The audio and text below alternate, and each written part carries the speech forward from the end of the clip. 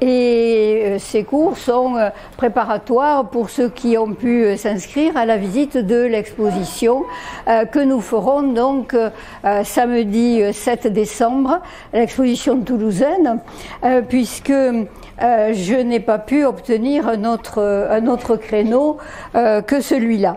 Alors, j'ai remis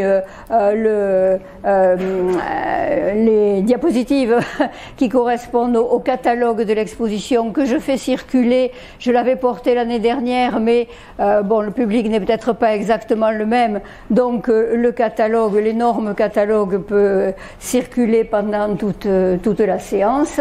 Et voilà. Et ensuite, j'ai réindiqué, comme je l'avais fait, la publication de Laurent Massé, qui est une série de textes se rapportant aux objets qui sont décrits dans cette exposition.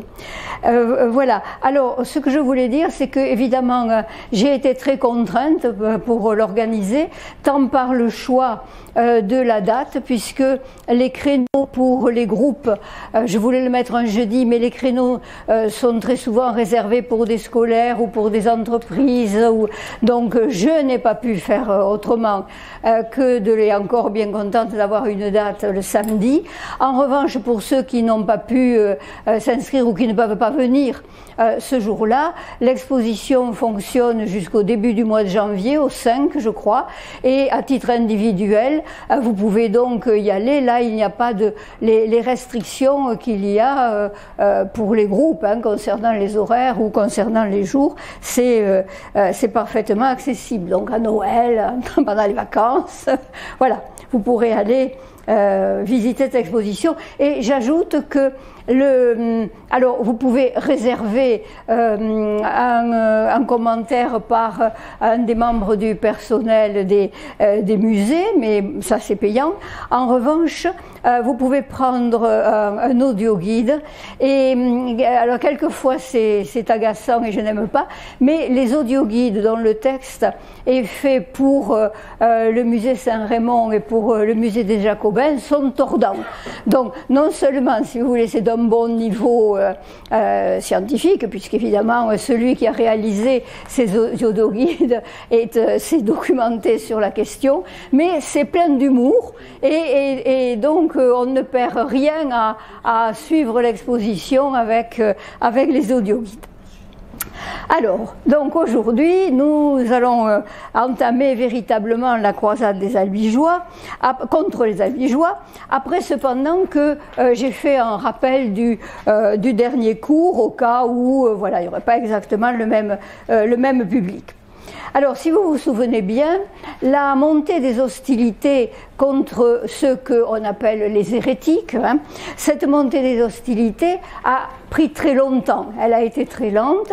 Ça a duré plus d'un demi-siècle, puisque déjà dans les années 1150, un certain nombre d'ecclésiastiques avaient repéré l'existence d'individus ou de groupes d'individus qu'ils considéraient d'un mauvais œil, puisque ces individus soit commettaient des actes que l'Église jugeait répréhensibles, soit soupçonnait qu'ils avaient des idées doctrinales qui étaient déviantes, et ceci dit, dans l'ensemble, ces individus-là, qu'on les ait ultérieurement qualifiés de cathares, ou bien pour certains d'entre eux, pour des groupes d'entre eux de vaudois, menaient une vie personnelle beaucoup plus près de l'idéal apostolique et de la vie évangélique que nombre d'ecclésiastiques contemporains. Donc les évêques des diocèses méridionaux n'étaient pas spécialement, n'avaient pas leur attention spécialement attirée du côté de ces individus, qui d'ailleurs fréquentaient l'Église, et ce que l'on a souvent interprété comme le laxisme du clergé méridional était simplement le fait que ce clergé était proche de ses ouailles et qu'il ne voyait pas de danger à la fréquentation dans les églises de fidèles qui se conduisaient de manière pieuse, en tout cas la plupart d'entre eux. Donc c'est l'une des raisons pour lesquelles quand même cette montée en pression contre les hérétiques a été quand même extrêmement lente. C'est l'une des raisons aussi pour lesquelles lorsque est arrivé à la tête de la papauté un pape Innocent III dont nous allons parler et qui est partisan de la théocratie pontificale et qui est un pape d'autorité, c'est l'une des raisons pour lesquelles il a opéré une purge dans le clergé méridional. C'est-à-dire qu'il a écarté de leur diocèse les évêques qu'il avait jugés trop laxistes de son point de vue à lui pour y placer des évêques entièrement qui partageaient entièrement ses idées sur la théocratie pontificale et la lutte contre les hérésies. Alors, donc il y a plus d'un demi-siècle, même 70 ans, entre 1150 et 1209, avant que vraiment on ne passe, je ne peux pas dire aux choses sérieuses, mais à l'action armée vigoureuse, à la croisade contre les albigeois. Et entre-temps, des quantités de moyens ont été expérimentés, dont des moyens pacifiques. Alors je vous rappelle la prédication, qui a surtout été le fait des cisterciens, à partir d'ailleurs de la seconde moitié du XIIe siècle. Bernard de Clairvaux, le futur Saint Bernard, prêche dans les régions méridionales, puis il y a Henri de Marcy, etc. Toute une série de prédicateurs cisterciens. Ce sont d'ailleurs ces cisterciens, vous vous en souvenez, qui ont focaliser l'attention sur le danger que pouvait représenter, hypothétique, mais que même estimé réel, que pouvait représenter le développement de ces hérésies, et cette prédication cistercienne, qui est une prédication d'autorité, qui se fait avec la paraliturgique et dans les églises, n'a absolument aucun succès. Les prédicateurs se font chahuter et les conversions ne suivent absolument pas la prédication cistercienne. Même Bernard de Clairvaux, je vous l'avais dit, a fait l'objet d'un charivari, etc. Donc, une autre tentative pacifique, la prédication, cette fois-ci, de Dominique de Guzman, ce chanoine régulier qui traverse en allant vers Rome avec son évêque, Diego d'Osma. Cette prédication-là a été, mais qui est beaucoup plus tardive, hein, c'est après les années 1204-1205, est une prédication plus efficace, dans la mesure où Dominique de Guzman, et je vous rappelle, c'est lui qui va fonder l'ordre des dominicains, l'ordre des frères mendiants, des prêcheurs, l'ordre des dominicains, il prêche dans des conditions matérielles qui sont beaucoup plus proches de ce qu'attendaient des fidèles qui souhaitent un retour à l'évangile, puisque c'est une prédication simple, une prédication itinérante et une prédication qui s'adapte davantage à son éditoire. Elle est plus efficace et un certain nombre de conversions sont effectivement enregistrées avec Dominique qui réconcilie les dissidents et les ramène donc dans le sein de l'Église. Mais ça se compte quand même, alors je ne peux pas dire sur les doigts d'une main, surtout que je ne pourrais pas donner de chiffres, mais ça ne contrebalance pas le progrès de l'hérésie. Alors, autre manière de lutter contre ces hérétiques, une manière qui cette fois devient plus coercitive, c'est la législation. La législation conciliaire qui se développe dans les synodes et surtout dans les conciles réunis par les évêques, les archevêques, etc., et voire le pape, c'est une législation qui resserre son étau contre les dissidents. Alors, je vous renvoie aussi, je ne sais pas si vous avez pensé à rapporter la chronologie qu'on vous avait distribuée. De toute manière, je mettrai ces éléments dans le PowerPoint qui sera diffusé sur le blog.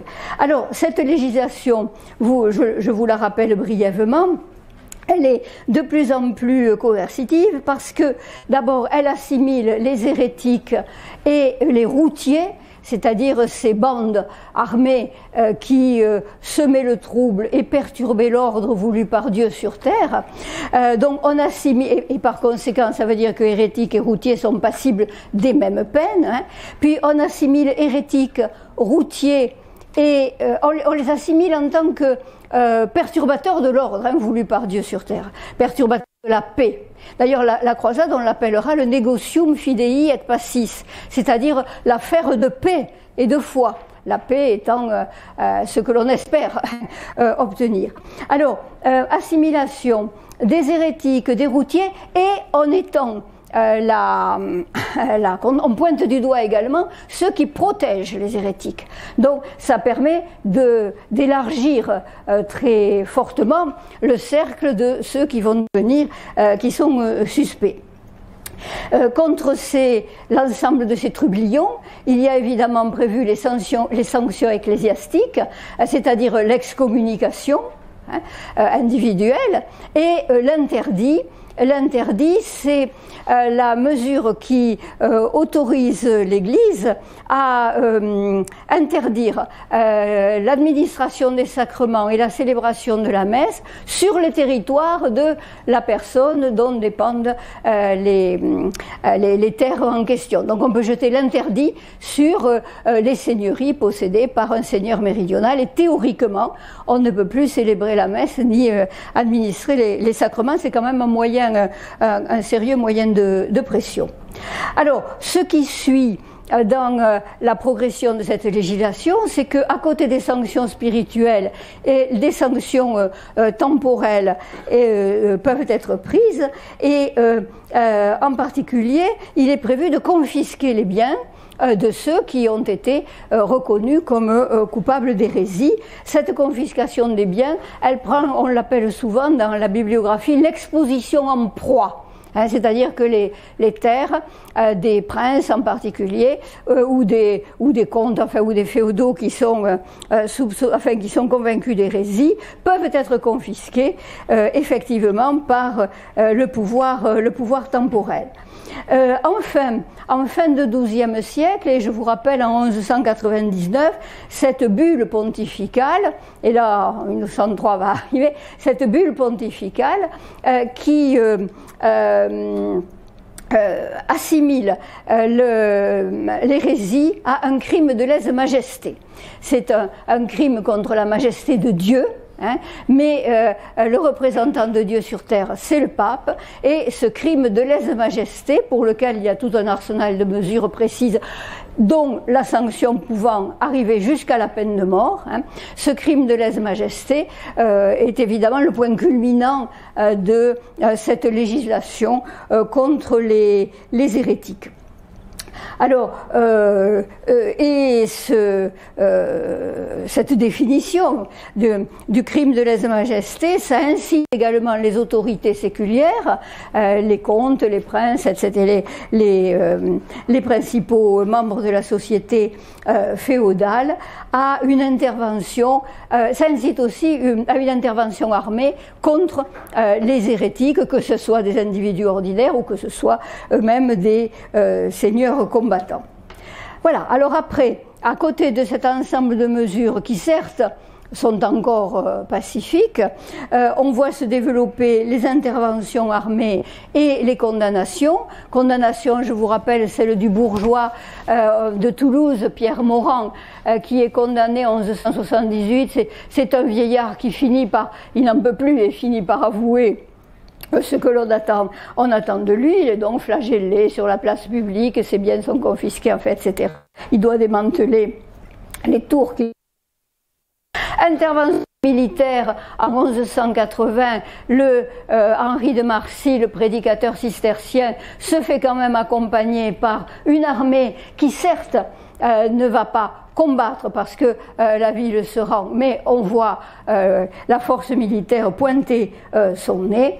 Et enfin, donc, nous nous approchons de la croisade des Albigeois, et ce qui déclenche vraiment l'intervention plus que musclée, c'est le fait que le légat cistercien du pape, qui s'appelle Pierre de Castelnau, est assassiné en 1208.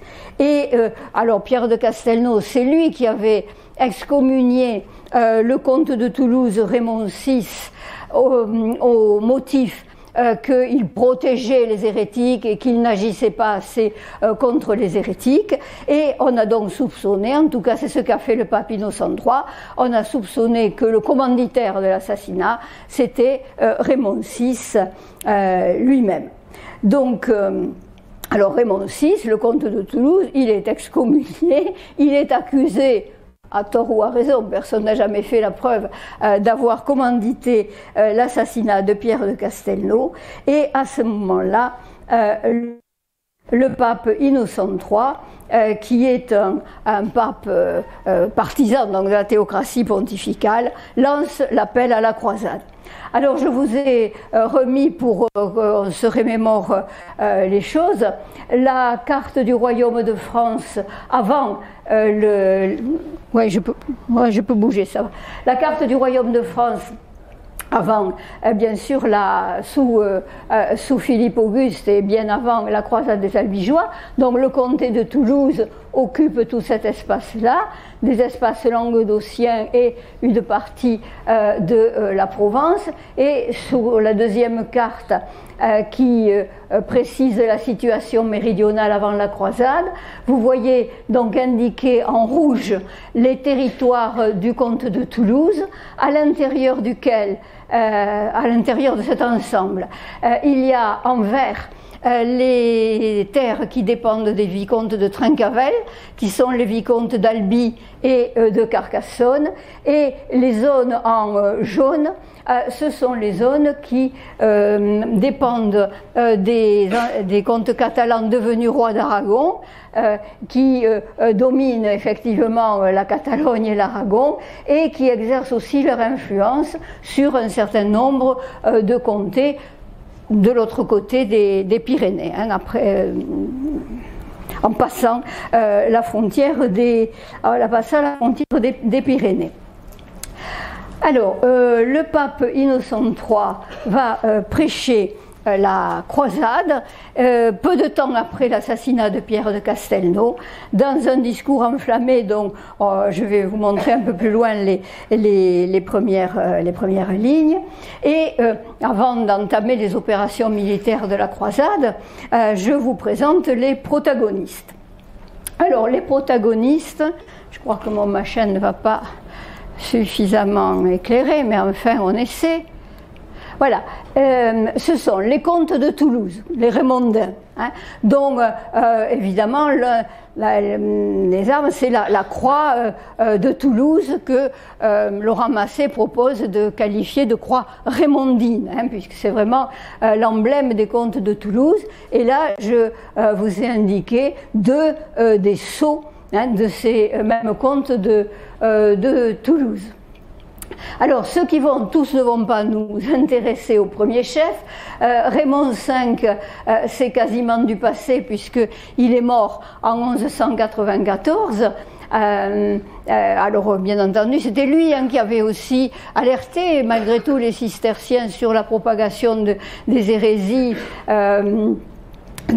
Mais les comtes de Toulouse dont nous allons surtout parler aujourd'hui, c'est Raymond VI, son fils, qui devient comte de Toulouse donc en 1194 et qui meurt en 1222, qu'on appelle Raymond le Vieux, par rapport à Raymond VII, qu'on appelle le Jeune, et qui est son fils, et qu'on appelle aussi Raymondé, et qui interviendra dans la dernière phase de la croisade des Albigeois.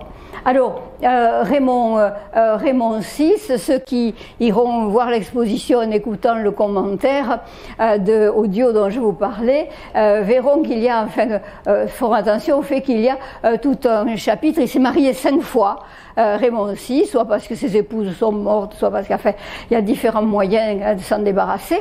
Et non, mais là, bon, c'est purement, c'est tout à fait calomnie de ma part, hein. Mais bon, n'allez pas dire que je l'ai accusé. Mais toutes les alliances de Raymond VI ont été des alliances politiques. Et voilà, ça peut qui n'ont pas donné absolument tous les résultats qu'il espérait, mais ce sont des alliances politiques. Et Voilà, et donc Raymond VII, nous parlerons surtout de Raymond VI, de Raymond VII, et puis de la fille de Raymond, son unique héritière qui hérite du comté de Toulouse. Alors, voilà en gros et très rapidement pour les comtes de Toulouse et les Raymondins. Autres protagonistes, les Trincavel. Alors les Trincavel, ce sont les vicomtes d'Albi et de Carcassonne, essentiellement, le territoire qui était en vert sur la carte précédente. Ce sont des vassaux des comtes de Toulouse, les Trincavel, et bon, ils sont plus ou moins fidèles, comme c'est fréquemment le cas dans la période féodale, et plus ou moins fidèles à leur seigneur, mais évidemment ils vont être d'autant plus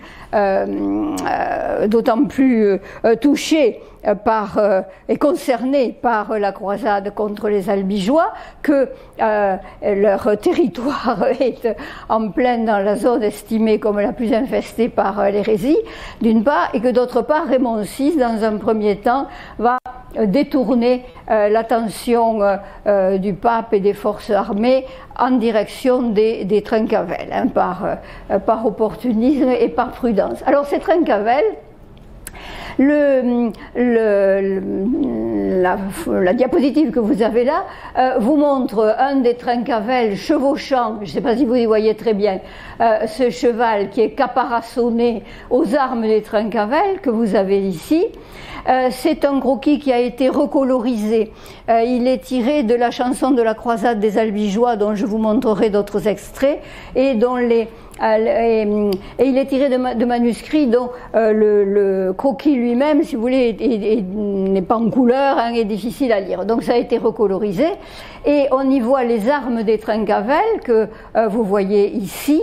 Alors Laurent Massé pensait il y a quelques années que Trincavel, et il le pensait à la suite d'érudits précédents, on pensait que ce qui était dessiné là sur ces armes, c'était des raves, des radis, des gros radis, des raves, et que le terme de Trincavel, dont l'étymologie n'est pas connue, c'était tranche rave, celui qui coupe des raves. Alors c'est pas peut-être très glorieux ou très flatteur pour un grand chevalier méridional, mais bon, c'était la signification qui était admise. Et alors en fait, Laurent Massé a repris la question.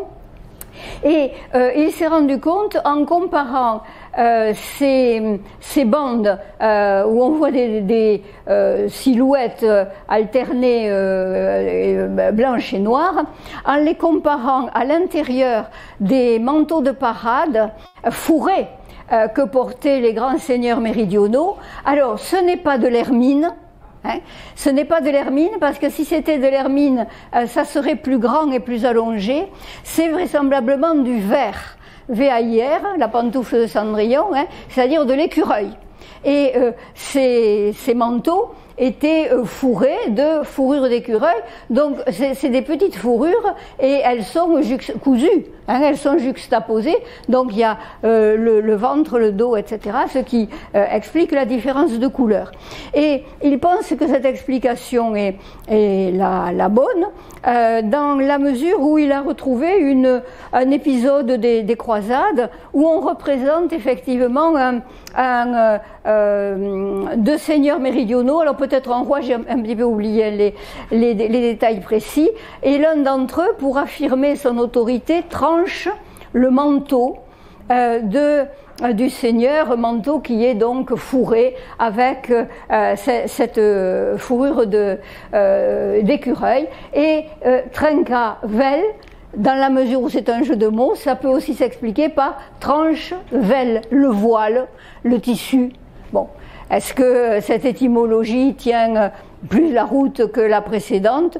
Il semblerait, en tout cas, la représentation figurée me paraît plus solide. Alors voilà, les Trincavel, donc j'ai perdu un petit peu de temps à vous parler de leurs armes, mais ont des manteaux, ont des armes avec des manteaux fourrés de fourrure de verre. Alors je continue à vous présenter les protagonistes de la croisade. Donc cette fois-ci, on est dans le domaine des hommes du Nord. Le roi, lorsque la croisade se déclenche, c'est le roi Philippe Auguste, dont vous avez ici tiré des grandes chroniques de France une représentation, c'est pas un portrait, mais une représentation conventionnelle du roi au moment où il est sacré par les évêques. Et le roi Philippe Auguste ne va pas intervenir directement dans la croisade contre les Albigeois, malgré l'incitation pontificale. D'abord, il a bien d'autres soucis, je vous l'avais dit, avec d'un côté les Plantagenets qui possèdent une partie qui sont dont l'autorité s'exerce sur une partie de l'ouest du royaume de France, et d'autre part bien des soucis avec les empereurs de l'Empire romain germanique. Donc Philippe Auguste n'est pas interventionniste et il ne répondra pas directement à l'appel du pape.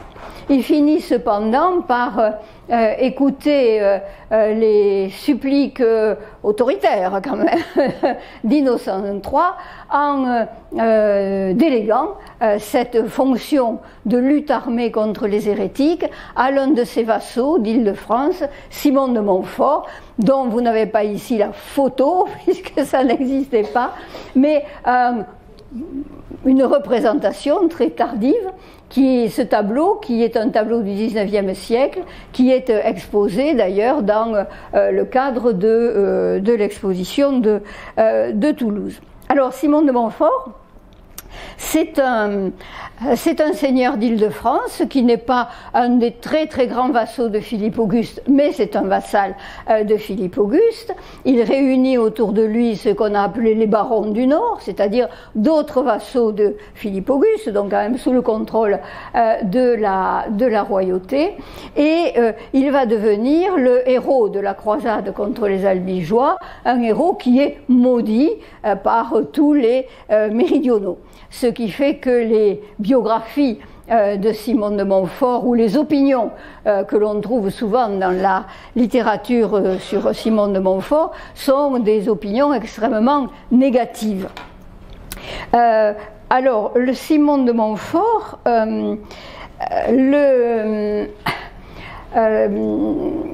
ces opinions, alors vous voyez, Michel Roquebert a écrit, mais il n'est pas le seul, il y a un Anglais, Lippiatt, qui a écrit plus récemment une biographie de Simon de Montfort. Michel Roquebert a un point de vue qui est quand même un point de vue équilibré sur Simon de Montfort, qu'il a appelé héros ou martyr, et le personnage, alors vous voyez ici en haut les armes, c'est un lion avec une queue fourchue.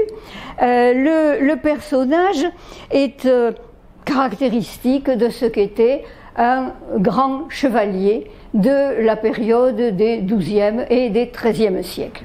Il a participé aux croisades en correspondant tout à fait à l'idéal chevaleresque, qui est un idéal combattant.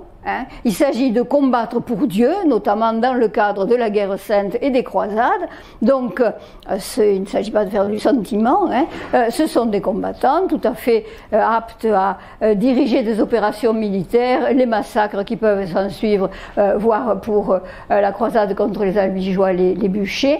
Mais il est en cela fidèle à tout ce que sont les guerriers de son époque. Un homme qui a une grande conscience, c'est un chrétien, et c'est incontestablement un chrétien, parce que il a participé à la quatrième croisade. Alors la quatrième croisade, vous vous en souvenez peut-être pas, c'est une croisade qui a dévié. C'est-à-dire que au lieu, les premières croisades ont lieu à la fin du XIe siècle, la quatrième croisade c'est en 1204. Et au lieu de se diriger contre les territoires de la Méditerranée orientale, l'Égypte, la Syrie, etc., qui étaient effectivement occupés par les musulmans, cette croisade s'est détournée contre l'Empire orthodoxe, contre l'Empire orthodoxe, et les croisés ont assiégé la ville de Constantinople. Alors, c'est un détournement qui s'expliquait pour des raisons conjoncturelles, mais qui est quand même singulièrement difficile à justifier parce que l'ex-empire byzantin, avec sa capitale Constantinople, c'est un empire chrétien. Et pour être orthodoxe, l'Église d'Orient est néanmoins une Église chrétienne. Donc, les croisés se sont attaqués aux chrétiens orthodoxes de Constantinople et ils ont pillé Constantinople. C'est le fameux sac de Constantinople en 1204, d'où les croisés ont rapporté, entre autres trophées, des quantités de reliques qui ensuite ont été redistribuées en Occident. Ils en ont aussi sûrement rapporté le goût des icônes qui ont pu servir en partie de modèle à un certain nombre d'iconographies. Alors, Simon de Montfort s'est désolidarisé. Il s'est désolidarisé de cette entreprise, il a quitté la 4e croisade parce qu'il a estimé que ce n'étaient pas les voies de Dieu, et ces hommes l'ont suivi. Donc c'est un chrétien absolument convaincu, combattant, militant, un combattant de Dieu, voilà, mais c'est un homme qui possède une conscience effectivement chrétienne qu'il a démontré dans l'épisode de la 4e croisade. Alors on n'a pas évidemment de portrait de représentation de Simon de Montfort, mais dans la cathédrale de Chartres, que peut-être vous avez eu l'occasion de visiter, ou que peut-être vous aurez l'occasion de visiter, il y a tout dans un secteur, vous savez, là, des vitraux absolument magnifiques, et dans un secteur de la cathédrale, il y a des représentations de chevaliers.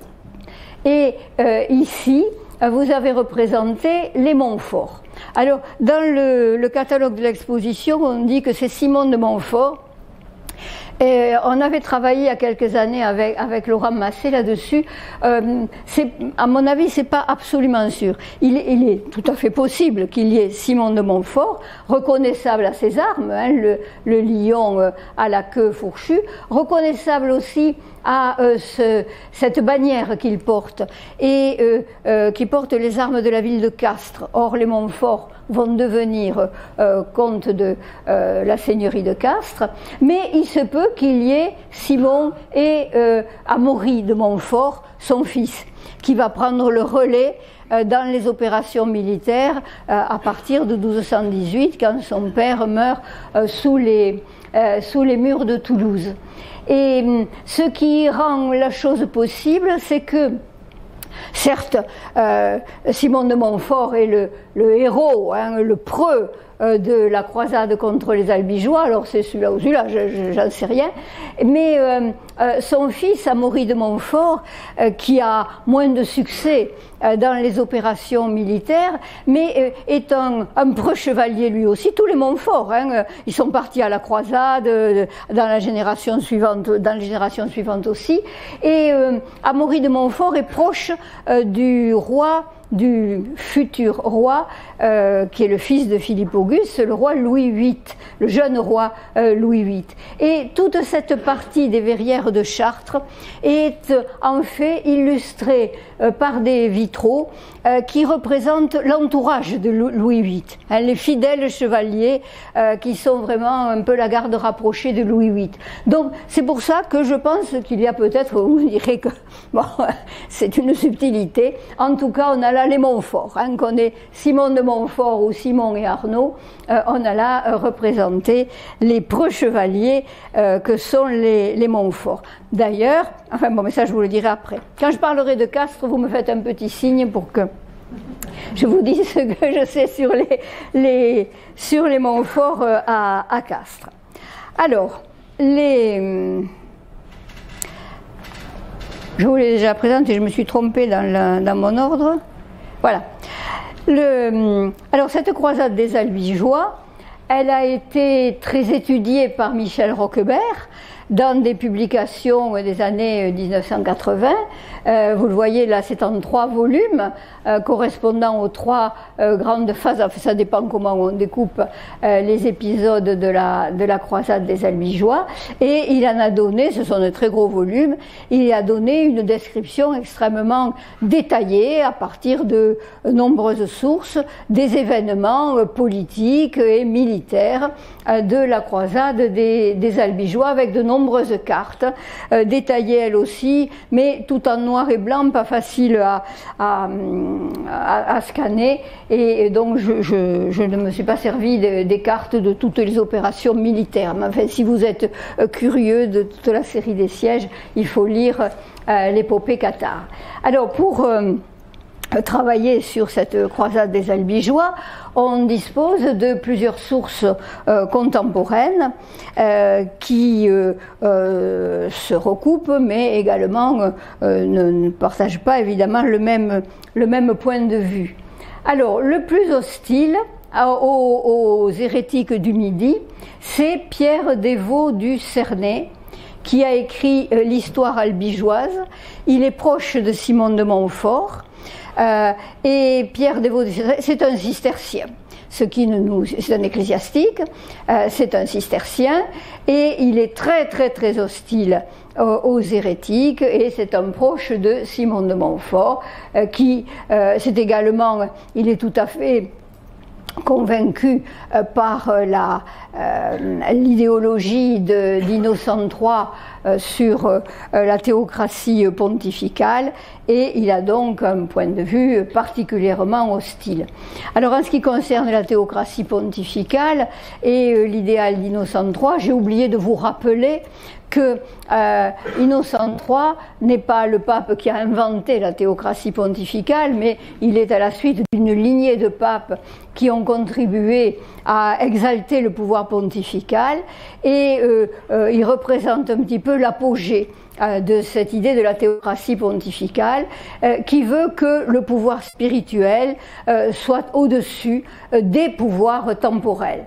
Donc le pape, représentant de Dieu sur terre, est au-dessus des princes, voire des rois, voire des empereurs, d'ailleurs c'est lui qui les sacre, mais et par conséquent le pape exerce un pouvoir qui est à la fois un pouvoir, il est à la tête d'une sorte de monarchie pontificale, un pouvoir qui est à la fois législatif, qui est à la fois judiciaire, et il peut se permettre de donner des ordres en estimant que les princes séculiers sont ses subordonnés et que leur action est subordonnée aux principes définis par la théocratie pontificale. Donc Innocent III a porté cette idéologie à son apogée. Donc Pierre Dévaux du Cernay partage tout à fait cet état d'esprit. Alors les autres sources qui nous renseignent sur la croisade, il y a la chronique de Guillaume de Puylaurens, ou Puylaurens. Alors Guillaume de Puylaurens, c'est un méridional, et c'est un notaire de l'évêque de Toulouse, et il a un point de vue assez modéré. Par exemple, il déplore tout à fait les excès des croisés. Et alors enfin, notre source méridionale, c'est la canso, ou chanson de la croisade, mais cette canso, elle a 2 auteurs que je vous écrirai parce que j'ai oublié de mettre leur nom. Guillaume de Tudelle, T-U-D-E-L-E, Guillaume de Tudelle, qui est un catholique, mais avec lui aussi un point de vue critique, et comme il déplore lui aussi les excès militaires de zèle et militaires des croisés. Et puis Guillaume de Tudelle a un continuateur dont on n'a pas identifié, qu'on appelle donc l'anonyme. Et cet anonyme est alors un Toulousain patriote assez exalté, qui est tout à fait hostile aux croisés et favorable aux méridionaux. Alors, on en arrive à la croisade des Albigeois. Je vais m'appuyer un petit peu sur cette carte parce que c'est celle que j'ai trouvée qui m'a paru la plus reflétée le plus fidèlement. Enfin, en tout cas, bon, j'ai pensé qu'elle serait lisible hein, sur un PowerPoint. Donc, vous y revoyez en bleu-violet les territoires des comtes de Toulouse, et vous le voyez, ça va au-delà du Rhône, hein. Il y a une partie qui est donc en terre d'empire, hein, Orange, Avignon, etc. Vous y voyez cette fois-ci, c'est en orange clair, rosé, les territoires des vicomtes de Trincavel, et puis toujours en jaune, le royaume d'Aragon, qui également domine la région de Millau et occupe une partie, enfin, a des vassaux et des territoires dominés en Provence. Alors, vous avez en gros l'itinéraire suivi par les croisés qui arrivent du nord par Avignon, qui vont d'abord, dans un premier temps, dans la première phase de la croisade, se porter dans les territoires des vicomtes de Trincavel, puis dans un deuxième temps contre le comté de Toulouse, et on a marqué sur cette carte les villes qui ont fait l'objet de sièges les plus importants, alors Avignon mais surtout Béziers, Carcassonne, Toulouse également, et donc je vais vous parler un petit peu de ces différents épisodes. Alors, la croisade, on peut la diviser par commodité, de manière un peu artificielle. Moi, je l'ai divisée en 4 phases principales. Et Michel Roquebert, vous avez vu, il a fait 3 volumes, mais enfin, bon, peu importe. La première phase, c'est les débuts de la croisade. Et il me semblait que attendez, je remonte un petit peu en arrière. Ah oui, j'avais oublié de vous lire quand même l'appel exalté d'Innocent III à la croisade. En avant, soldats du Christ, en avant, braves recrues de l'armée chrétienne, que le cri universel de douleur de la Sainte Église vous réveille, que le zèle pieux vous inspire pour venger ce crime monstrueux contre votre Dieu. Le crime de lèse-majesté. Hein. Donc, alors c'est que le début hein, de l'appel à la croisade, vous vous en doutez. Mais ça me fait penser que j'ai quand même oublié, je suis désolée, là je fais des retours en arrière, vous me pardonnerez, j'espère du moins. J'ai oublié de vous présenter les autres ecclésiastiques essentiels du conflit. Alors vous avez ici Arnaud Amalric, c'est le légat pontifical qui va diriger au spirituel, mais enfin pas que, la croisade contre les albigeois au nom d'Innocent III, et vous le voyez, c'est un cistercien, hein, lui aussi. Donc on a vraiment ce clan des cisterciens, pour le coup, qui a un rôle absolument essentiel. Et je vous ai mis aussi une iconographie, une enluminure qui est censée représenter l'évêque de Toulouse, Foulques. Alors, Foulques de Toulouse il a une carrière très, très complexe. C'était un troubadour qui en Occident on appelait Folquette, et c'était Folquette de Marseille. Et il est rentré dans les ordres cisterciens, et donc il a été évêque de Marseille, puis évêque de Toulouse, et il est un bon représentant de cette purge ecclésiastique dont je vous parlais tout à l'heure, opérée par Innocent III, qui a remplacé les évêques méridionaux jugés trop passifs par des évêques qui partageaient davantage son point de vue. Alors, ayant rattrapé mon oubli, je reviens à la croisade contre les albigeois. Voilà. Et donc les croisés suivent l'itinéraire méridional, descendant, hein, si je puis dire, du nord, Avignon, Montpellier, Béziers, Carcassonne, et dans un premier temps, ils s'en prennent aux terres du comte de Trincavel dans la première phase, 1209-1210. Donc ils s'en prennent aux régions, alors Béziers, hein, dans lequel Trincavel est d'ailleurs enfermé, Carcassonne, et puis Albi également, et tous l'albigeois, le carcassonnais, le biterrois, qui sont les points d'appui des Trincavel.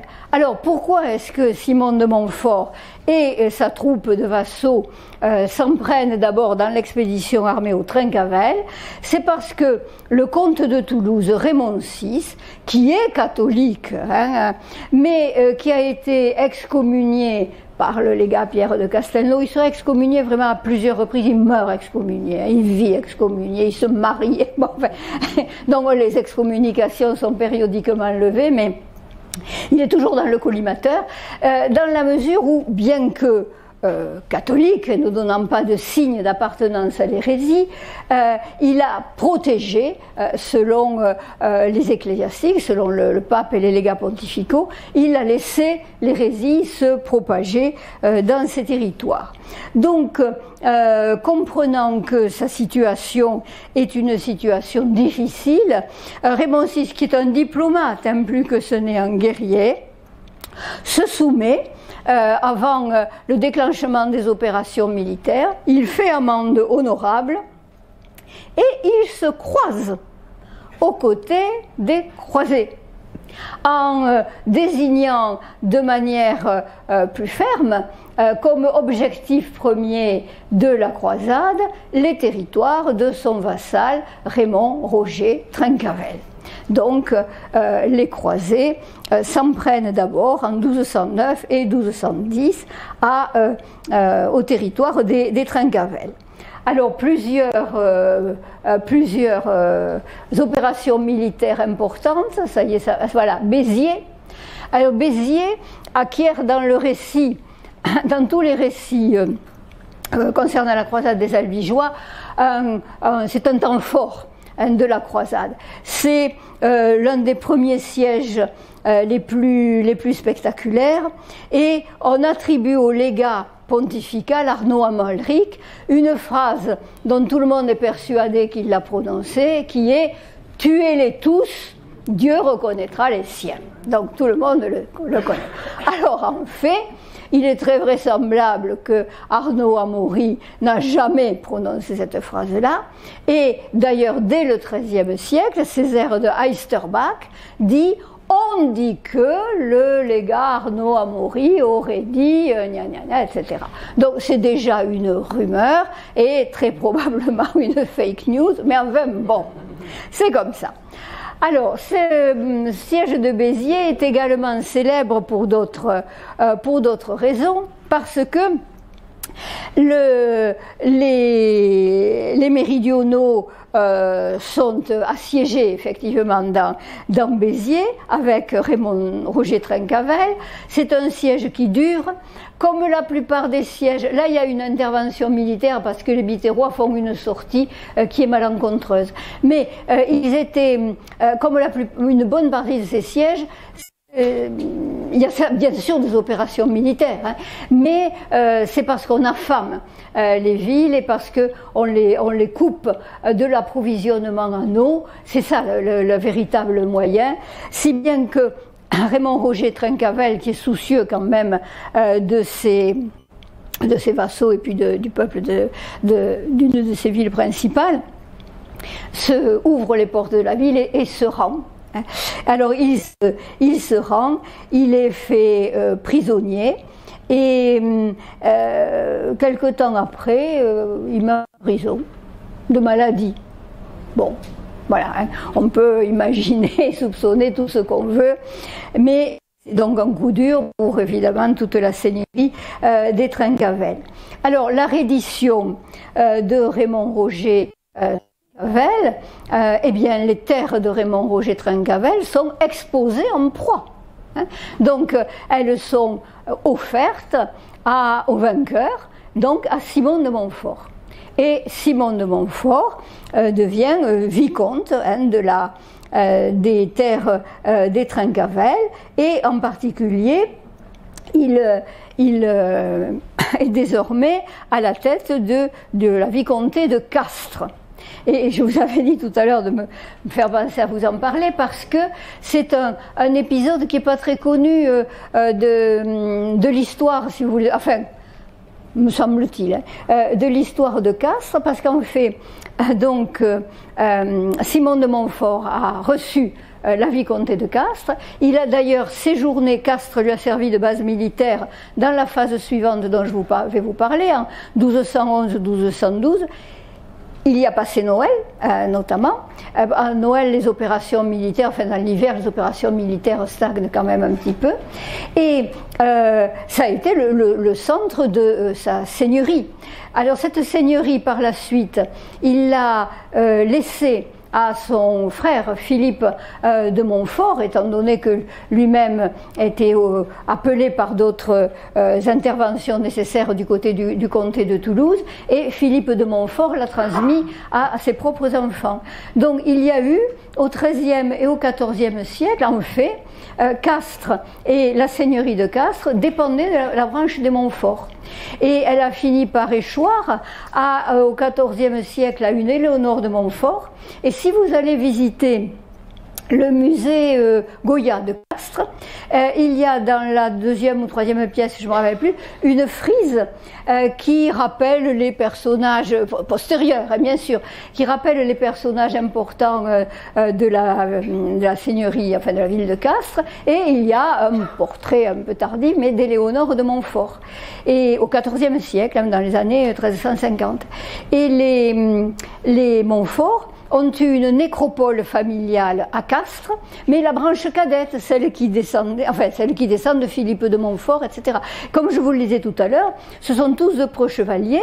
Ils sont allés faire la guerre sainte et la croisade en terre sainte, et l'un d'entre eux, d'ailleurs, a même eu une réputation de sainteté. On a rapatrié son corps, qu'on a inhumé dans cette nécropole, un peu comme on le ferait pour un saint. Hein, voilà. Et alors, on n'en a plus d'idée parce que tout ça, ça a été complètement rasé à Castres, où le passé médiéval, vous le savez, n'a pas laissé grand-chose, puisque ça a été quand même une ville très protestante. Et donc, il n'y a plus de traces, si vous voulez, de traces matérielles, hein, de cette implantation des Montfort dans Castres. Alors, j'en reviens à mon sujet. Donc, Trincavel s'est rendu et il meurt malencontreusement quelque temps après. Simon de Montfort devient comte de Castres. Ah, il y a aussi d'autres histoires à raconter parce qu'il était très pieux, je vous ai dit. Hein. Castres, Albi, ce sont les territoires des Trincavel. Il est donc... alors, Simon de Montfort a fréquenté les États... D'ailleurs, il y a dans l'obituaire d'Albi, il y a la mention de la mort de Simon de Montfort, mais à Castres même, Simon de Montfort a été, à Castres et ailleurs, il a été en contact avec Dominique de Guzman. Hein, ce sont deux hommes qui effectivement se connaissaient, et Simon de Montfort a eu aussi un rôle à Castres même sur l'emprise sur les reliques plus ou moins identitaires de la ville. Celui qu'on vénère à Castres, c'est Saint Vincent de Castres. Saint Vincent de Castres, c'est Saint Vincent de Valence en Espagne. Hein. Donc, c'était un diacre du IVe siècle qui a été martyrisé, très martyrisé, et qui a été inhumé au pied des murailles à l'extérieur, au pied des murailles de la ville de Valence. Et les moines de Conques, au IXe siècle, ont envoyé, les moines de Conques qui cherchaient des reliques, ils ne savaient pas encore Sainte-Foy de Conques. Hein.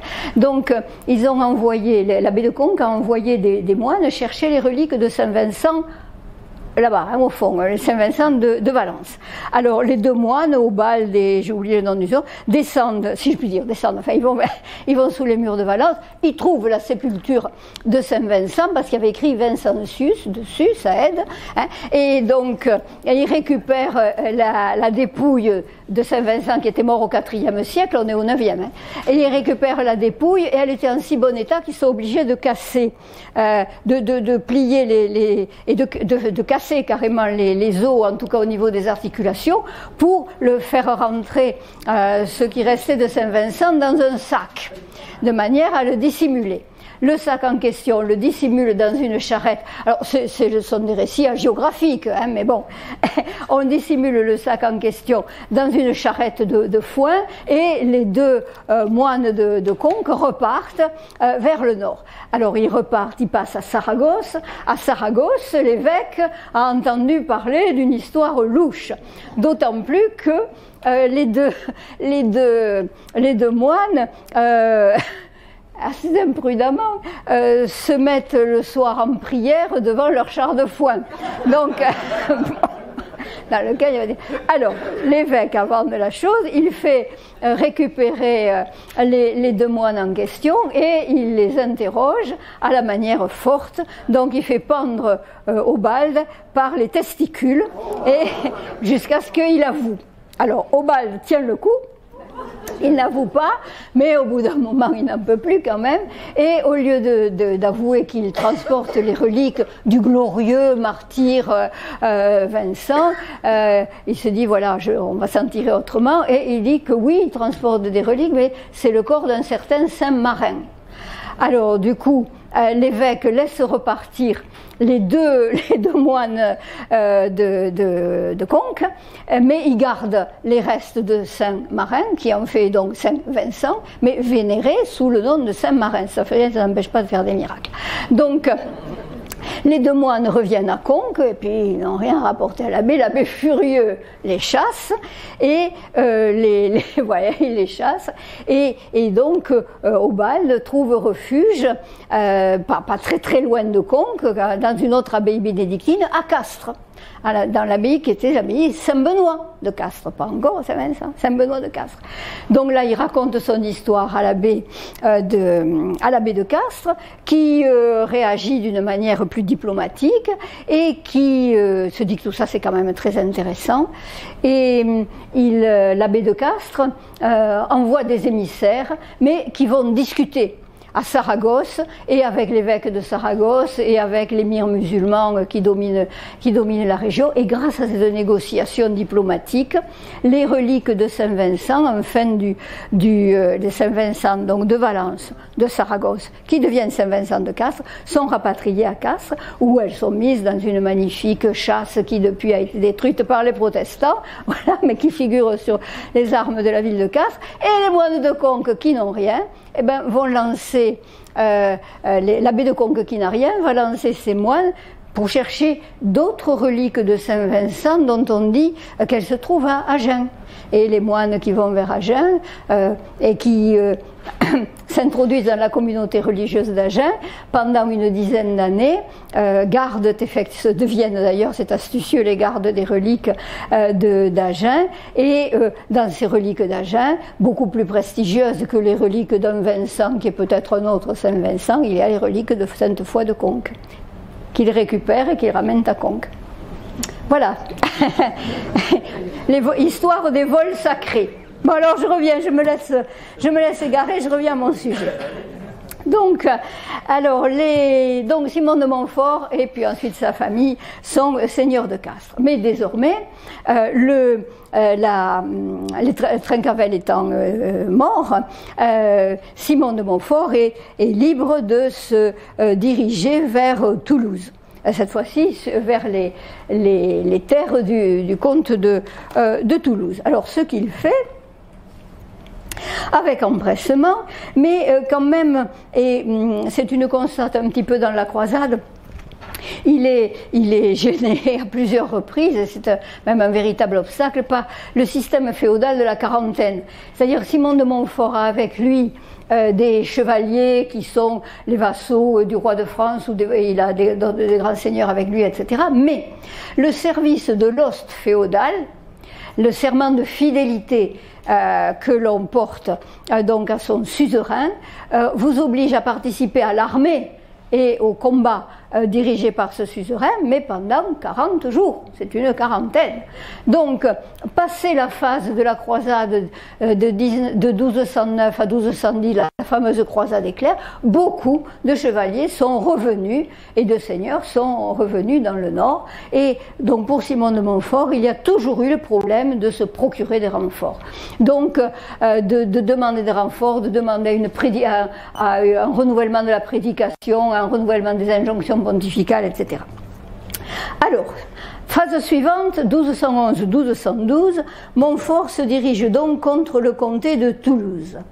Alors, il rencontre certains succès, par exemple à Lavaur, mais des échecs. À Castelnaudary et devant Toulouse, qui subit un premier siège, mais Montfort est obligé d'interrompre ce siège à cause de cette question des renforts dont je vous parlais. Alors, cette fois-ci, Raymond VI est beaucoup plus concerné par les opérations que dans la phase des Trincavel, et il prépare une négociation diplomatique intéressante. Je suis allée, comme d'habitude, trop vite, donc j'ai oublié de commenter les illustrations de la chanson de la croisade des Albigeois. Alors, vous voyez sur cette diapositive une photographie du folio du volume de la chanson des Albigeois qui est conservé à la Bibliothèque nationale à Paris. Alors, on ne le verra plus à l'exposition parce que ce type de manuscrit très fragile, la lumière, la chaleur, etc., ne peut être exposé que pendant un certain temps. Donc, il y a un roulement en ce qui concerne les prêts, la durée des prêts. Alors, ce manuscrit est illustré de dessins à la plume ou à la mine de plomb, de dessins qui, vous le voyez, sont presque totalement effacés. Il y a un relevé a été fait par Alexandre Dumège et en forçant les contrastes de l'écriture et du dessin, et donc ça vous permet un peu, vous le verrez mieux chez vous avec le PowerPoint, de voir comment était représenté le siège de Carcassonne avec les fortifications de Carcassonne à droite, avec la machine de guerre.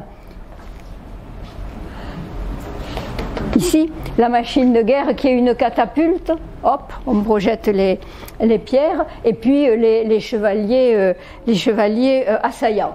Alors, Carcassonne a été, je vous l'avais dit, c'était à la phase précédente, c'est rendu, et là, il y a une miniature qui représente de manière conventionnelle la reddition de Carcassonne, avec les hommes qui sortent en slip et les femmes toutes nues. Bon. Donc, alors, oui, les châteaux, la ville et le château de Minerve, je vous ai pas détaillé chacun des sièges, ont été également conquis. Et nous en arrivons, alors j'en reviens à la deuxième phase 1211-1212, avec Raymond VI qui, plus homme de négociation que homme de guerre, décide de chercher des parades diplomatiques. Donc son épouse précédente était morte et Raymond VI épouse la sœur du roi d'Aragon. Qui constituait dans les temps passés une menace pour le comte de Toulouse, puisque l'expansion de l'Aragon se faisait vers le nord en direction au-delà des Pyrénées. Alors, ce mariage est évidemment une négociation diplomatique, les épouses étant une monnaie d'échange, surtout en particulier dans l'aristocratie, et ce mariage donc scelle un accord avec Pierre II d'Aragon. Si bien que lorsque le comte de Toulouse, le comte de Simon de Montfort se porte à nouveau, porte ses armes dans le comté de Toulouse, Pierre II d'Aragon, lui, vient au secours des troupes de Raymond VI, et c'est la fameuse bataille de Muret qui a quand même en grande partie scellé le sort du Midi.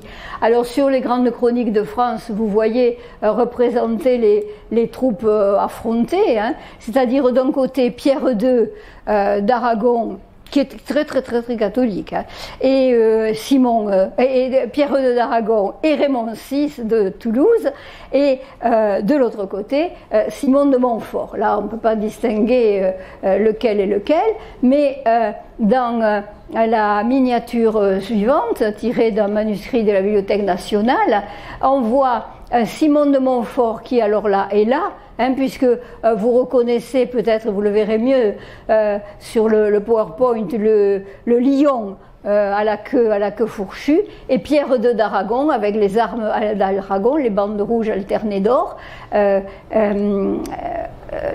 Oui, voilà, Simon de Montfort et Pierre II d'Aragon qui s'affrontent, et c'est là que tout tourne mal pour les méridionaux, puisque Pierre II est tué à la bataille de Muret, et Raymond VI et les Toulousains, c'est la débandade, hein, ils s'enfuient, c'est la débandade. Donc Simon de Montfort là gagne absolument sur tous les tableaux, et dans le troisième temps, la troisième phase de la croisade des Albigeois, eh bien Simon de Montfort est devenu comte de Toulouse, puisque il a défait complètement le Raymond VI, le comte de Toulouse.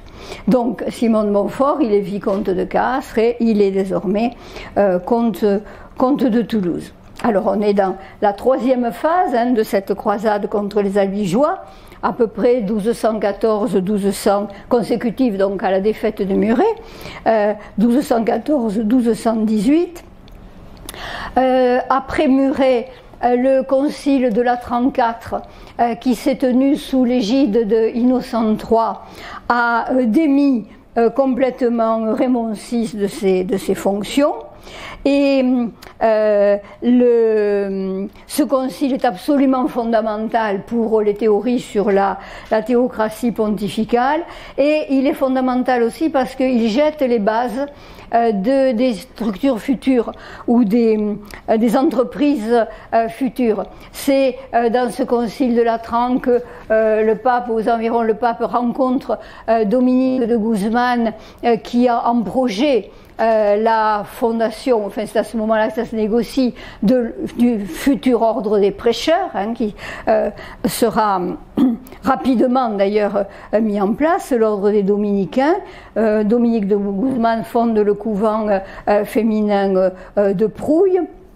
Et c'est dans ce concile aussi de la 34 qu'une fois de plus les mesures coercitives contre les hérétiques sont peaufinées, et l'une des conséquences, ça sera quelques années après la naissance de l'Inquisition pontificale. Alors pendant cette période-là, du côté de l'action militaire, Simon de Montfort subit quand même quelques revers, parce que Raymond VI, qui donc avec ses fidèles vassaux a quitté le théâtre de la bataille, il s'est réfugié de l'autre côté du Rhône, dans les territoires provençaux. Donc Simon de Montfort est contraint de l'y poursuivre, et là il connaît un certain nombre de revers qui s'expliquent par ces questions de nécessité d'avoir des renforts, etc. Donc Simon de Montfort abandonne cette poursuite du côté vers les territoires orientaux du comté de Toulouse, et il revient vers Toulouse. Et c'est le deuxième siège de Toulouse qui se déroule à ce moment-là. Toulouse, en étant 1218, est assiégée par Simon de Montfort. Alors, sur cette diapositive, vous avez là un plan de Toulouse au XIIIe siècle, réalisé par Kitricaz et Jean Catalot.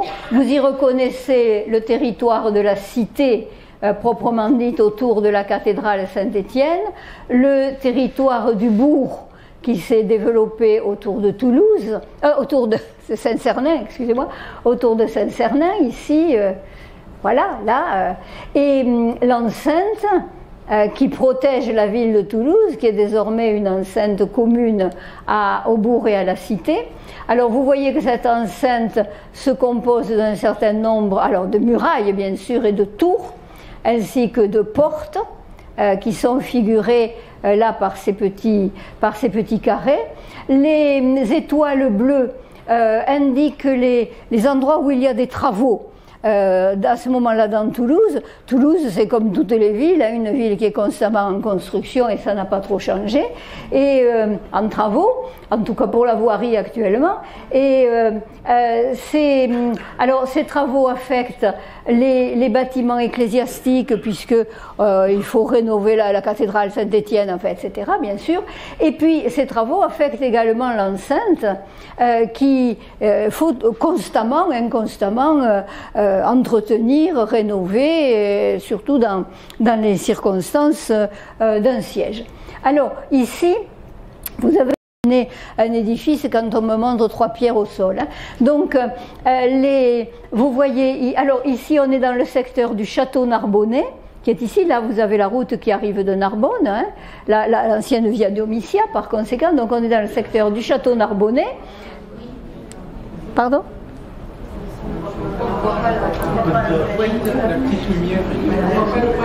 Ah oui, mais ça, bon, si je fais...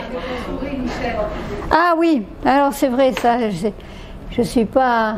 Alors, le secteur du château Narbonnais, et là vous voyez ? C'est pas mieux. Bon, et on va faire... Dans le secteur du château Narbonnais, ici, voilà, château Narbonnais, il est là.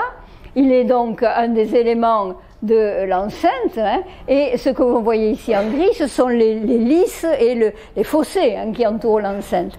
Donc, le château Narbonnais, alors vous y voyez l'enceinte, les tours de l'enceinte, la porte qui franchit les lys et le cœur des bâtiments du château Narbonnais, qui est donc le château comtal hein, des comtes de Toulouse, dans lequel évidemment Simon de Montfort aimerait bien mettre le pied. Alors ce château Narbonnais est défendu par l'enceinte générale, plus par des palissades, et en avant, vous le voyez en bleu, il y a des fossés qui sont très, très larges. Et en fait, il y a un système de double fossé à 2 profondeurs différentes. Dans l'un des fossés est fiché de pieux, de manière à ce que les chevaux, la cavalerie qui arrive, s'empalent sur les pieux en question. Ça stoppe quand même l'élan. Hein. Bon, donc... et pour ceux d'entre vous qui connaissent Toulouse, mais enfin je pense que c'est le cas de la plupart d'entre vous, on est donc dans ce secteur ici. Là, actuellement, on aurait le muséum d'histoire naturelle. Et là, toute cette partie-là, elle est occupée par les allées Jules Guesde, là où démarre maintenant le tramway qui voilà. Et c'est la largeur de ces allées vous donne la largeur des fossés. Donc, le château Narbonnais et Toulouse sont défendus de cette manière. Et cette défense, malgré les faiblesses hein, de l'enceinte toulousaine, cette défense est relativement efficace, ça ou le hasard. Simon de Montfort périt dans le siège, et d'ailleurs dans ce secteur, parce qu'il reçoit sur le crâne un boulet lancé par une catapulte. Alors, les mauvaises langues disent qu'elle était même maniée par les femmes de Toulouse. Une mort. Et ce qui fait que pour illustrer cette question, je vous ai mis le bas-relief qui est dit « pierre du siège ». Alors, de quel siège s'agit-il? On ne le sait pas exactement. Mais on peut l'interpréter comme éventuellement le siège de Toulouse. Cette pierre du siège est conservée dans la cathédrale de Carcassonne. Alors on me dirait, bon, ça pourrait plutôt être le siège de Carcassonne. Mais, il se trouve qu'après la mort de Simon de Montfort, Amaury, son fils, qui était son successeur, donc, a réussi à obtenir quand même la dépouille de son père. Il s'est replié, Amaury, vers des territoires. Les Montfort, bien sûr, ils ont abandonné le siège de Toulouse, qui a été un échec, et Amaury s'est replié vers des territoires où les forces des barons du Nord étaient mieux implantées, vers Carcassonne. Et il a inhumé son père dans la cathédrale Saint-Nazaire de Carcassonne. C'est une première sépulture de Simon de Montfort, dans la chapelle du Saint-Esprit, je crois, ou Sainte-Croix, je ne garantis pas. Enfin, il y a une première inhumation, et ensuite, quelques années après la capitulation d'Amaury de Montfort, lorsque Amaury de Montfort a quitté le Midi et est revenu sur les territoires de l'implantation seigneuriale des Montfort, c'est-à-dire à Montfort-l'Amaury, que vous pouvez y aller d'ailleurs, où il y a toujours derrière une enceinte ce qui reste du noyau des possessions des Montfort, et là il a rapatrié donc la dépouille de son père et il a été inhumé à Montfort-l'Amaury, où le sera d'ailleurs également, je crois, Amaury. J'ai essayé d'y aller, mais c'est une propriété privée. Et donc j'ai eu les plus grandes difficultés, j'ai pas réussi. Donc du fait que Simon de Montfort a quand même été inhumé pendant plusieurs années dans la cathédrale de Carcassonne et que cette pierre est à Carcassonne, voilà, ça peut être, ça ne prouve rien, mais bon. Alors je l'ai mise plus grande, la pierre. Enfin, j'ai mis la... Elle est très difficile à lire, vous la verrez dans l'exposition, et évidemment vous n'allez rien voir avec mon machin. Donc ici, dans cette partie-là, est vraisemblablement représentée une machine de guerre à étage. On voit là, à partir de là, on voit des combattants qui sont sur une sorte de plateforme là, hein. Puis il y en a en dessous des combattants, et ce sont donc les assaillants. Les assiégés sont dans une ville. On voit ici les créneaux voilà, d'une architecture. Alors, il y a la machine de guerre, la catapulte, que vous voyez peut-être là, et on voit les cordes à l'extrémité desquelles il y a les godets dans lesquels on met les boulets, et la catapulte projette ces projectiles contre les assaillants. Entre les deux, cette zone hachurée représente peut-être les lys, voilà, les fossés de séparation. Il y a des assiégés qui sont sortis et qui tentent de monter le long de la machine de guerre, éventuellement. Et à l'intérieur de la ville, on voit sur les créneaux des combattants avec des épées, et tout à fait en haut à droite, je ne crois pas que je vais y arriver davantage, mais enfin, tout à fait en haut à droite, là, vous voyez un visage rond avec deux ailes, ici et ici, c'est un ange. Il tient devant lui un petit personnage, et ce type de représentation, c'est la représentation classique de l'envol de l'âme portée par un ange vers les cieux. Alors, est-ce que c'est l'âme de Simon de Montfort? Voilà, hein, nous allons rester pour l'instant dans l'incertitude et examiner le reste de la situation. Donc, nous arrivons à la 4e phase de la croisade contre les Albigeois, 1218-1224. Amaury de Montfort est obligé, c'est un excellent chevalier, je vous l'ai dit, il partira à la croisade, etc., valeureux, mais il n'a sans doute pas, comment dirais-je, l'aura qu'avait son père, ni les moyens militaires dont disposait Simon de Montfort. Donc Amaury est contraint à un recul, bien que Philippe Auguste est mort. Eh bien, non, pas encore. Et le prince Louis, pardon. Je me trompe de 2 ans. Le prince Louis, son fils, se porte au secours d'Amaury en passant lui aussi par Avignon, mais donc ce n'est pas suffisant. Et en 1224, Amaury de Montfort cède tous ses droits les droits de son père, donc en tant que vicomte de Castres, enfin, comte de Toulouse, etc. Il cède ses droits au roi. Alors Philippe Auguste donc meurt dans cette période-là, et le roi, c'est son fils, le jeune, celui qui était le prince Louis. Le roi c'est Louis VIII. Donc c'est vraiment un arrêt, un changement complet de situation. Raymond VI est également mort dans cette période-là, en 1222, il y a eu une hécatombe, vous le voyez. Raymond VI meurt, et son fils, le jeune Raymondé, qu'il avait brillamment secouru, enfin qu'il avait brillamment accompagné voilà, dans ses expéditions, et notamment à Toulouse où il a été populaire. Raymond VII, qui est tout à fait catholique, qu'on ne peut pas soupçonner d'hérésie ni de protéger les hérétiques, redevient comte de Toulouse, et il reprend donc le titre de son père.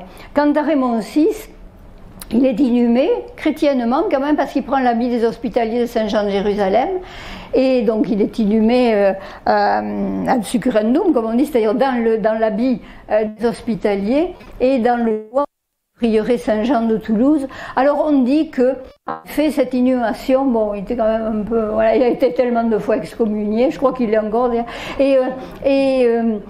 on dit que c'est une inhumation un peu superficielle, et dans les écrits des historiens toulousains, des historiographes toulousains du XVIIe siècle, Lafaille, Catel, on dit que les moines, les jeunes, enfin les religieux du prieuré de Saint-Jean de Jérusalem, qui était devenu l'ordre de Malte, jouaient au foot avec le crâne de Raymond VI. Voilà, bon, est-ce du domaine de la légende? Je ne sais pas. Donc là, la situation a complètement changé, et nous arrivons tout à fait à la phase finale de cette croisade contre les Albigeois. Louis VIII, désormais roi, en 1226, beaucoup plus interventionniste personnellement que ne l'avait jamais été son père, descend, vient dans le Midi une seconde fois. C'est la croisade royale de Louis VIII, qui acquiert donc une autre dimension, puisque c'est le roi qui est à la tête de cette croisade. Il se porte vers Avignon, vers Carcassonne, mais sur le plan militaire, ce n'est pas vraiment un succès, dans la mesure où d'abord Louis VIII n'emporte pas les sièges, et puis il tombe malade et il meurt. Donc voilà, ça met fin à cette expédition, mais il ne faut quand même pas penser que c'est un échec, dans la mesure où toutes les campagnes ont été dévastées par cette ultime manifestation militaire, par les routiers, etc. Et Raymond VII sait bien qu'il est contraint à des négociations. Donc on arrive tout à fait à la fin, c'est-à-dire les négociations qui ont terminé la croisade contre les Albigeois, et le traité de Paris, ou qu'on appelle aussi le traité de Meaux, du nom de la ville de Meaux, M-A-U-X, Paris, en 1229. Alors Louis VIII est mort, jeune, mais il est mort. Donc son fils, le futur Louis IX, est un enfant de 9 ans, et c'est donc sa mère qui exerce la régence, et tout le monde la connaît, c'est Blanche de Castille, qui n'est pas qui est une femme d'autorité quand même. Raymond VII sait qu'il est obligé de capituler, de se rendre, et il vient donc à Paris il y va en pèlerin pour demander pardon au roi et en tout cas à la régente au nom du roi, et il reçoit l'absolution de la part du clergé. C'est ce que vous avez représenté ici, la reddition de Raymond VII. Alors il y a le roi donc à gauche, il y a l'ecclésiastique qui a un chapeau de cardinal et qui donne l'absolution à Raymond VII, qui est quand même flagellé sur les marches de Notre-Dame de Paris. Donc toutes ces cérémonies de réconciliation ont un aspect extrêmement spectaculaire. Alors quant au traité qui suit cette reddition de Raymond VI, c'est une véritable capitulation, plus qu'un traité consécutif à des négociations. Alors je vous en donne rapidement les points principaux. Raymond VII reste quand même comte de Toulouse. Il garde l'essentiel des possessions qu'il a en France, méridionale, c'est-à-dire le comté de Toulouse, mais amputé désormais de la partie orientale qui est annexée au domaine royal, mais enfin il garde le comté de Toulouse. Avec des clauses extrêmement sévères. Il perd les territoires provençaux. Il est obligé de marier sa fille Jeanne, dont vous avez vu précédemment la tête du gisant, qui est représentée là, et il y a la photographie du traité de Paris. Donc il est obligé de marier sa fille Jeanne à sa seule fille, malgré ses 5 mariages, sa seule fille donc à un frère du roi, qui se trouvera désigné plus tard et qui est Alphonse de Poitiers. Il est obligé de démanteler les fortifications et les châteaux. Le château comtal de Toulouse devient un château royal désormais. Il est obligé également de prendre la croix pour aller en Terre Sainte, de jurer un serment de fidélité au roi et à l'Église, et ce qui implique évidemment la poursuite des hérétiques, et une poursuite désormais relayée par l'administration comtale. Donc le système de la délation, sur lequel va s'appuyer l'Inquisition, est en germe dans ce traité de Paris. Enfin, une des dernières clauses consiste à obliger à fonder l'université de Toulouse, et qui est fondée donc en 1229, c'est une université très ancienne, et les maîtres, les 14 maîtres qui sont nommés en théologie et dans les différents domaines, doivent être entretenus par Raymond VII pendant 10 ans. Il doit affecter au moins 4000 francs à cet entretien, et ces maîtres sont cisterciens et viennent du nord, évidemment du royaume. D'ailleurs, on se moquera de leur accent.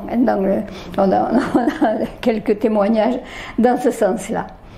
Alors, malgré des clauses extrêmement dures, Raymond VII donc a quand même gardé le titre de comte de Toulouse. Mais la clause la plus qui scelle l'avenir du Midi, c'est la clause liée au mariage de Jeanne avec le frère du roi, puisqu'il est dit que si ce couple meurt sans enfant, alors le comte, d'abord c'est le frère du roi qui va devenir comte de Toulouse, en l'occurrence Alphonse de Poitiers, et si le couple meurt sans enfant, ce qui sera le cas, à leur mort, le comté de Toulouse reviendra à la couronne.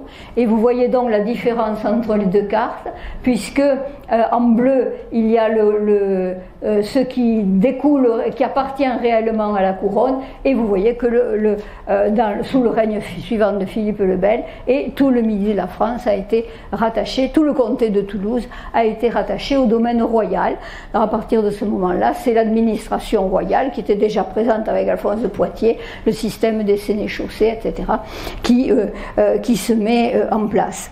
Quant aux bases de l'Inquisition, elles sont jetées dans un concile qui a lieu en 1229, au moment, peu de temps après que le traité soit signé, et dans ce concile, la lutte contre les hérétiques sous organisation ecclésiastique est tout à fait en germe.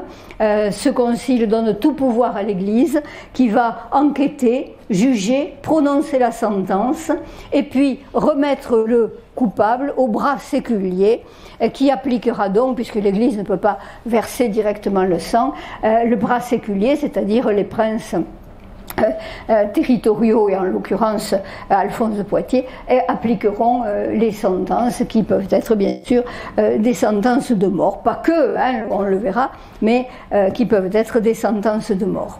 Voilà, dans un premier temps, cette action inquisitoriale est confiée aux évêques, et dans un deuxième temps, à partir de 1233, elle sera confiée aux dominicains. Mais là, cette question de l'encadrement du peuple chrétien après la croisade des Albigeois, qui est vraiment une cassure dans l'histoire méridionale, cet encadrement donc des hérétiques et cette répression contre les hérétiques, en particulier l'Inquisition, l'université un peu sous l'Inquisition, ben on l'étudiera, enfin je vous en parlerai en 2025. Voilà, voilà. Si cette vidéo vous a plu, vous pouvez nous rejoindre à l'Université du temps libre de Tarbes et de Bigorre à l'adresse utl-tb.info. Et n'oubliez pas, si ce n'est déjà fait, de vous abonner.